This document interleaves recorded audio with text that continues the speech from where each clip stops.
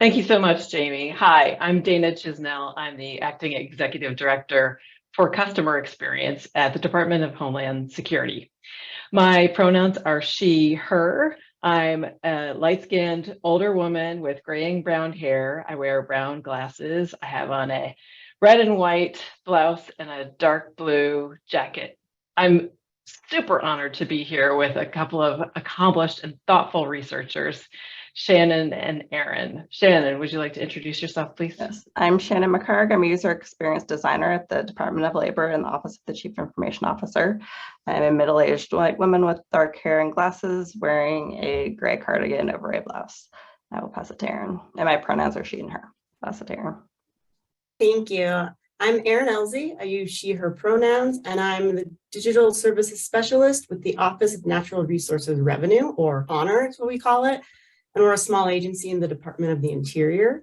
Today I'm wearing a dark navy blouse. I'm a pale-skinned white woman, and I have a kind of weird shaggy brown haircut. And I will turn it back over to Dana to get us started. Thank you, friends. So we're here this afternoon to talk about something that a lot of researchers really don't think about too much as part of the experience that participants are having with the research that you're doing, getting consent.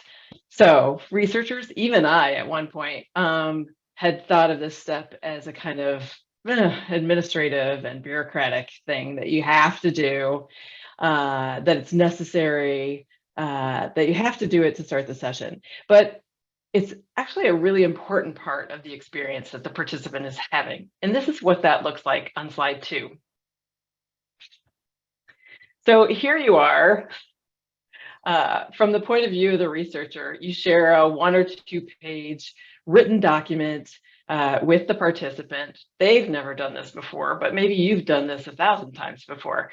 You might have sent it to them by email, or you've given it to them at the start of an in-person session.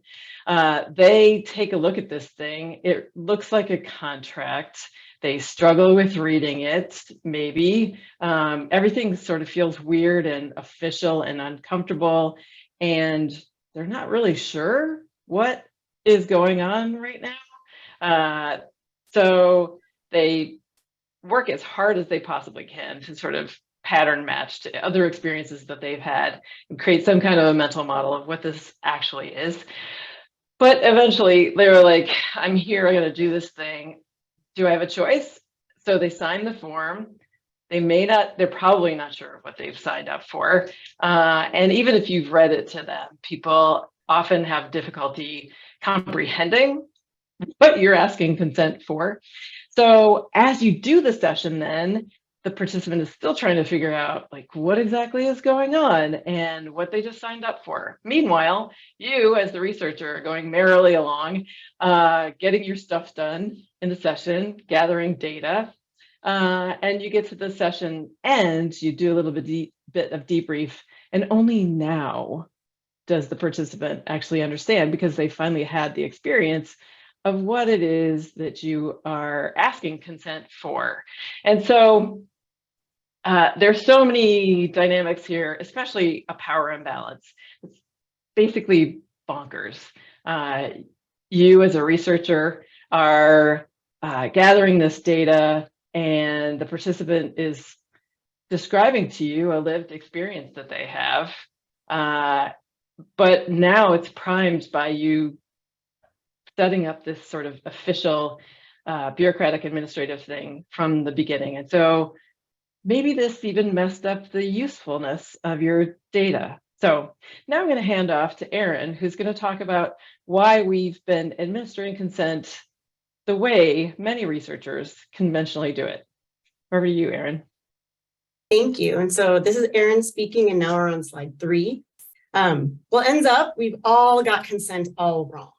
And I'm not pointing fingers. I do mean all of us. I've also been using a process similar to what Dana described until very recently. So what we're going to go over in today's session is we're going to talk about why we think we need consent forms and why we actually don't need them. We'll talk about the DEI implications of popular implied consent methods and who they actually benefit. We'll cover privacy and similar considerations. and then we'll tell you what we're doing at each of our respective agencies to reconsider the consent process. And then we're hoping for some lively Q&A and discussion at the end. We're aware some of you might disagree with us, and that's okay. We just want to make sure we all keep talking about the consent process and keep finding better solutions to the typical assigned consent form. Slide 4, please. So let's start with stopping for a second to think about, why do we use consent forms? Have you ever actually asked yourself why you use consent forms in your user or customer research? Why as a profession are we so intent on using them? Why do we use them in our work as government, UX, and CX professionals? And those 3 questions might not all have the same answer, but I will tell you what the 3 of us up here believe the reason is we're so adamant about using them. And it's slide 5, please. It's a holdover from academic research. So we're using them simply because of long-standing practices in academia and other research institutions that aren't necessarily focused on UX. Slide 6. And so in case you're not familiar with the IRB or the Institutional Review Board process, it's an approval board at higher education and research institutions. I believe I recall the NIH session this morning mentioned having to get an IRB. IRB is a lengthy process that must be completed prior to all human subjects research taking place by any employee or student at that institution. Before you can apply for IRB approval, you have to go through training as to what IRB restricts and allows, and you'll have to submit anywhere from 40 to 20 plus documents, or 4 to 20 plus, I'm sorry, detailing what the research will look like. Getting your project IRB approved can take anywhere from just a few weeks to 6 months or more. And depending on who you're talking to as part of your research, you might need to get approval from multiple IRB boards, which is going to double that time. And I do want to stress, I'm not knocking the IRB when used as intended. What NIH mentioned this morning made sense. The IRB is made for human subjects research, and the intense approval process is for protecting institutions and for informing participants in human subjects research. Slide 7. However, user research is not human subjects research.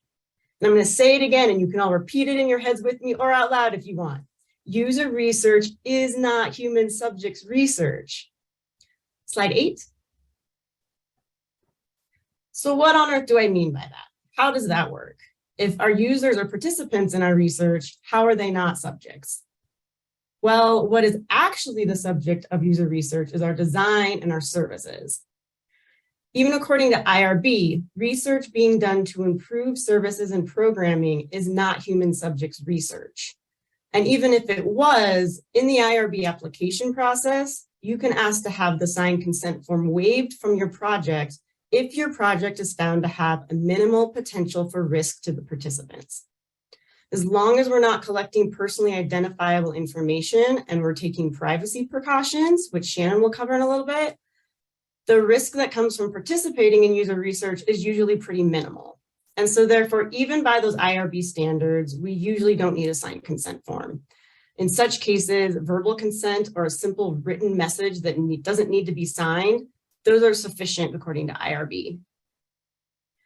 If we're thinking of those IRB consent forms, they're lengthy and they're detailed and they usually require a signature.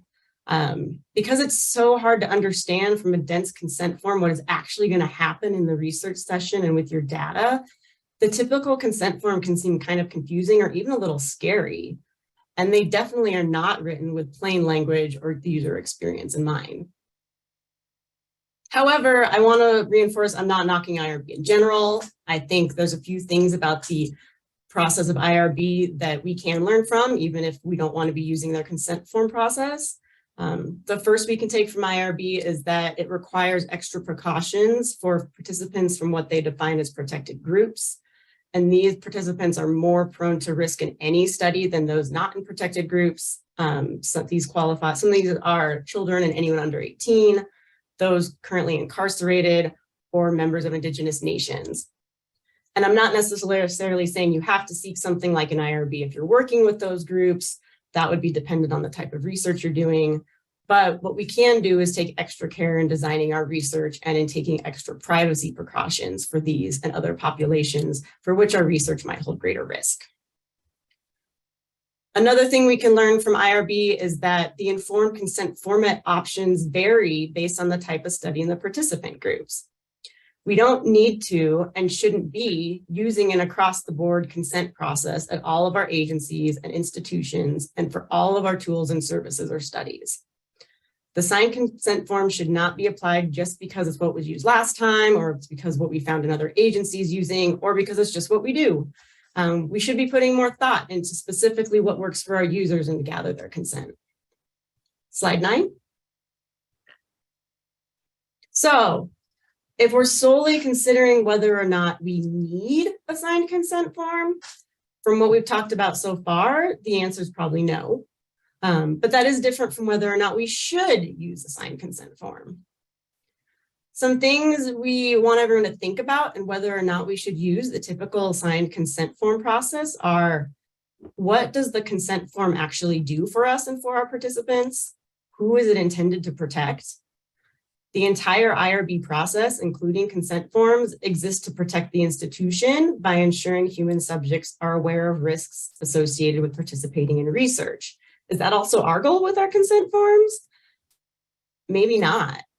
Since we're not doing human subjects research in most instances, our goal should probably be different for gathering consent, and then subsequently our process should probably be different for gathering consent as well. If we're thinking about informed consent, how much do our consent forms actually inform the participants?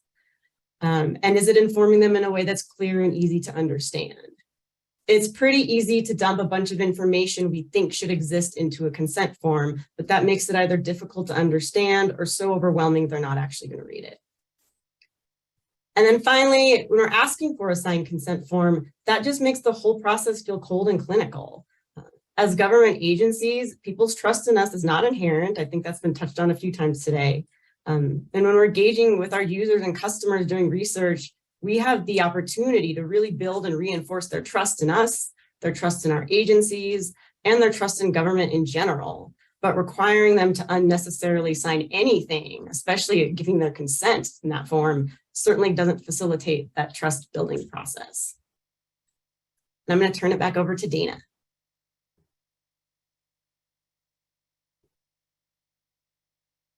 Dana, you're muted. Bingo. Hi, we're on slide 10, and this is Dana again. So what are we actually asking for when we ask for consent, and how do we get the true intention of this step? So slide 11. Well, as I mentioned at the top of the session, most participants won't really know what they're signed up for until they actually have been through it. So can they really consent to it up front? Even if they do consent, are we informing them in a way that they can understand and relate to? So it's difficult to know what a user research session is going to look like. No matter how well we set expectations, there's a process that people go through until they get to whatever the virtual or real room is that they're in with you. And then their mental model could completely change depending on what the rapport is like, or something that you are bringing in with you that you may not even be aware of. Or maybe your plan has even changed a little bit between the time you recruited someone and scheduled them and the time that you're showing up in the session. So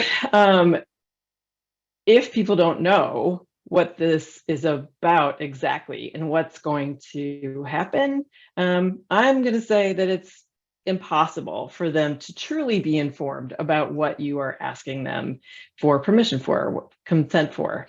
And so what we're going to suggest, and we'll talk about this a little bit more, is that it's better to explain a little bit in the beginning what's going to happen in the session, what you're looking for, how you would like to learn from them about their lived experience. And then when you get to the end of the session, ask for permission to use what you learned from them. Slide 12, please. A thing that I'm really concerned about on this is the power imbalance. This is true whether you are working in government and you're a researcher, whether you're a Fed or a state employee or whether you're a contractor. When you're working on a government service, you hold a certain kind of power that is implicit that you may not feel, but that the participant just sees you as part of this larger institution.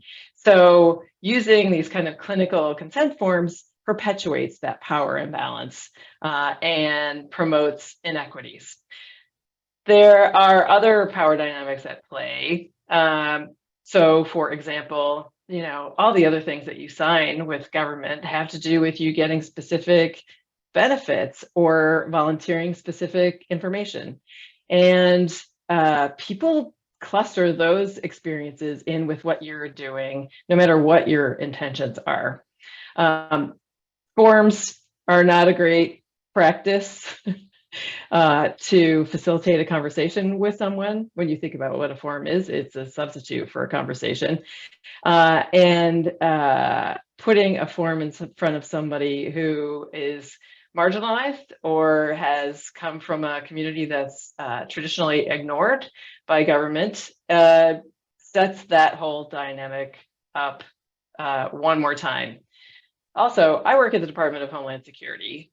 Many, many, many of the people who we work with have low literacy or who have low English. And so this just adds another layer of power dynamic, inequity, challenge to the mix. And so what we really want to do is shift the power to the participant. After all, it is their lived experience that you are hoping to learn about. They need to continue to own that story. It's not just data, it is an experience that they've had. So what does privacy have to do with it? How does it relate to consent? I'm going to ask Sharon now to come on to cover that. So we're on slide 13. I'm Shannon speaking. So I have been in the UX field for a long time, and every organization I've ever worked in had a consent form in place. When I arrived at the Department of Labor a year ago, there wasn't one. So I needed to figure out, what did we need to include in it? Who did we need to get approval from? And so I went on a wild goose chase to try and figure this out. I knew 18F had a template, so I started with that. I also dug through the UX listserv archives to find out who maybe I should get approval for, found maybe privacy. So I started searching our org chart for privacy. I found like an email box on our intranet, couldn't find an individual on the org chart. So I started contacting people and finally found the right person. We were in between privacy officers, which is why I couldn't find them on the org chart. And I found the team that was taking it over, talked to them about it, and they said, you might not need this. You're not doing anything sketchy with PII, personally identifiable information. Use the 18F form until we get back to you because we're getting trained up on privacy. So in the meantime, I remembered that Dana had alluded to not using consent forms at DHS. So I contacted her and I said, hey, can you tell me more about what you're doing? And then I brought it back to our privacy team. And we had a conversation, and now we're going to be not doing it for some studies. So I will go over what types of things we are and aren't, and how it relates to privacy and PRA and records management, all the things that we kind of have included in the consent form historically. So for privacy, slide 14, it's really about protecting personally identifiable information, PII. And we just need to be transparent about how we're using it, which is separate from getting consent to conduct the study. And we need to make sure we're doing things to not tie PII to any session notes or recordings. So as long as we're not doing that, we don't need any permission because that's what we're supposed to be doing. Moving on to slide 15. For records management, we need to be clear about who has access to the participants' data and how long it's kept. So I talked to our records management team to find out how long we should be keeping things. And they said that generally most studies will fall under the general record schedule, which means that the notes should be destroyed 5 years after the system is decommissioned. But if you're doing research or something that never gets tied to a system, they may need to be destroyed sooner. So if you have a case like that, talk to your records management team. They can give you more information about your special case.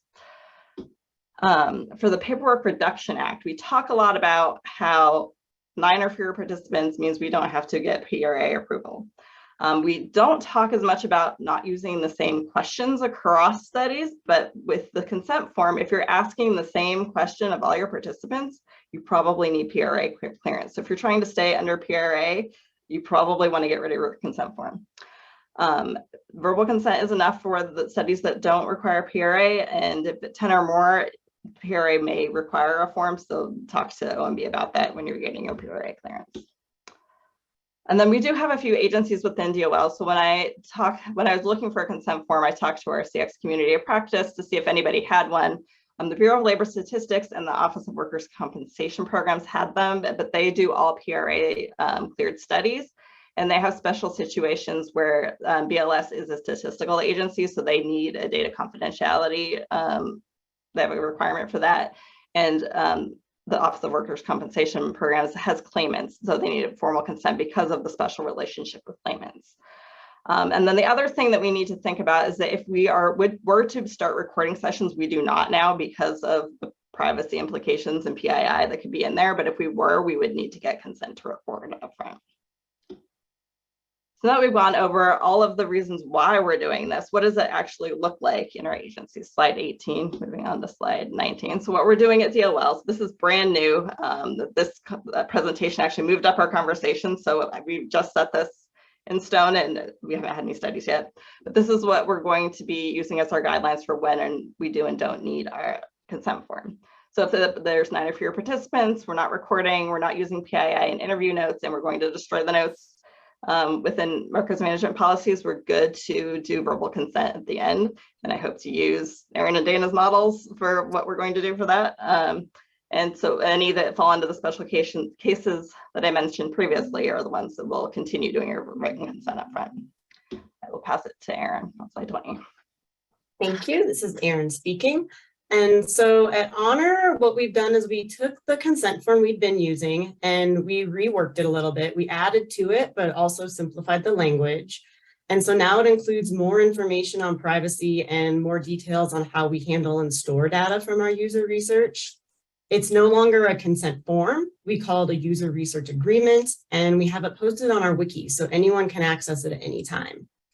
We include the links to this user research agreement and to our user research process and all of our recruitment messaging to give our participants an idea of what's going to happen. And we also link to the user research agreement in the calendar invites we send to our participants to really try and make sure they don't miss it. At the start of each interview or research session, we ask the participants if they read through the agreement or not. And if they hadn't, we give them a few minutes to do so. We're currently in our first user research project where we're using this process, and it hasn't taken anyone very long. If they haven't read it yet, because it's pretty straightforward. And then we also ask them for a verbal confirmation if they're okay to continue participating in the interview based on what they just read. And then at the end of the session, we remind them that anything they shared with us will be de-identified, collated with other feedback, and made available in reports. And we ask them if they're okay with that. So we make sure we're giving them multiple opportunities to opt in to having their data used, which is important because, like Dana mentioned at the beginning, it doesn't matter how simple we make our user research agreement. If they've never participated in user research before, they might not fully realize what they signed up for until the session's complete. And so that's why that second verbal opt-in at the end of the session is important. And I want to stress that we're very intentional in making it a process of opting in versus opting out. And this is because, especially with data collection, opting out implies that collecting and using data is going to happen automatically. And in many cases, it does outside of user research.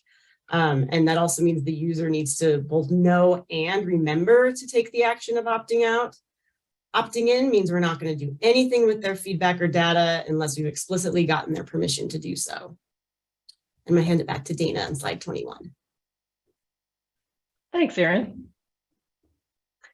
So at the Department of Homeland Security, this is also a new practice for us, and this is largely focused in the headquarters of DHS. As you might know, there are a number of component agencies at the department, and we are recommending in those places that they also echo this process. But basically, we're very focused on centering the safety and the comfort of the participant. And we want to make sure that they feel like they're being treated with dignity and respect, because we want to make it clear it is their lived experience that we are learning from. We're not even borrowing, we are learning from. and that we're trying not to exploit that in any nefarious way. So what we're asking researchers across the department to do is when they're doing studies that have 9 or fewer participants, verbal consent is fine, and that obviously doing design research is not human subjects research. So this practice does not touch that at all. Generally, we are not recording or transcribing sessions. This is a moment in time, fluid conversation that has, you can take notes that are anonymized, but there's no personally identifying information, and that folks need to plan to destroy the notes in accordance with the record management policies, similar to what Shannon described. But the whole focus is set the session up, try to set expectations, do a check during the session about the comfort level, and then ask explicitly at the end, now that we've done this, are you okay with us using what we've learned? And this is what we think we've learned. And so what that looks like in practice on slide 22 is that you do the introduction to the session like you might normally, saying that you're going to ask in the end whether they're okay. And then you give them a chance to ask any questions that they have. They typically relax when they get to this. It's an easier way to set up rapport. You have a closer connection because you're not giving these clinical official forms around.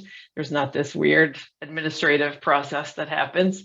And you get through the session. There's a bit more feeling of respect and trust of at least the individual who's running the session. And then you get to the end, the participant finishes, and the researcher says something like, I've learned a lot today. This was a really important conversation that we had. And are you okay with us using what we learned from you? Then you explain how the data will be used and how you're going to protect it and how you're going to make sure that no one who shouldn't have it has it. And then the participant can say yes or no to whether that's okay. It's a very different dynamic, and everybody is testing it out now. I've done this in my practice in the private sector with vulnerable participants and marginalized participants in lots of different situations, and it seems to work well. So I hope that everybody here tries it out and that you have good results. On to slide 23, and that's what we came to talk to you about. Do you have questions? Do you have hot takes? We're aware that what we're suggesting might be kind of controversial. Would love to hear from you.